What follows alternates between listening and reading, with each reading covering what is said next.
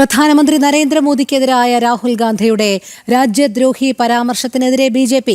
രാഹുൽ ഗാന്ധി 140 കോടി ഭാരതീയരെയും രാജ്യദ്രോഹികളെന്ന് വിളിക്കുന്നുവെന്ന് ബിജെപി. പ്രതിപക്ഷ നേതാവ് രാഹുൽ ഗാന്ധി പ്രധാനമന്ത്രിക്കെതിരായ പരാമർശത്തിലൂടെ ജനാധിപത്യത്തെ അപമാനിക്കുകയാണെന്നും ബിജെപി വക്താവ് പ്രദീപ് ഭണ്ഡാരി പറഞ്ഞു. രാഹുൽ ഗാന്ധിയെ രൂക്ഷമായ ഭാഷയിലാണ് BJP വിമർശിച്ചത്.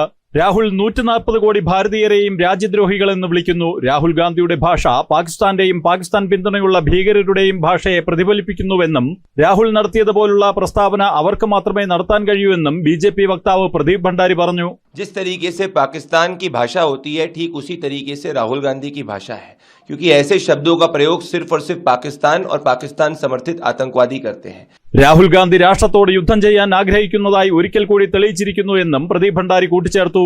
He wants to fight the Indian state. आज ये साबित हो चुका है कि 140 करोड़ देशवासियों द्वारा चुने गए प्रधानमंत्री के खिलाफ इस तरीके के शब्दों का प्रयोग करके राहुल गांधी इस देश के लोकतंत्र का अपमान कर रहे हैं और ये भी स्पष्ट कर रहे हैं. രാഹുൽ ഗാന്ധി പലപ്പോഴും തന്റെ വിദേശ സന്ദർശന വേളയിൽ പ്രധാനമന്ത്രിയെ വിമർശിക്കാറുണ്ട്. പ്രതിപക്ഷ നേതാവ് രാഹുൽ ഗാന്ധി പ്രധാനമന്ത്രി നരേന്ദ്രമോദിയുടെ ഔദ്യോഗിക വിദേശ പര്യടനത്തിനെതിരെയും വിമർശനം ഉന്നയിച്ചിരുന്നു. രാഹുൽ ഗാന്ധിയുടെ പരാമർശത്തിനെതിരെ കടുത്ത പ്രതിഷേധമാണ് ബിജെപിയുടെ ഭാഗത്തുനിന്ന് ഉയരുന്നത്. ജനം, ഡൽഹി.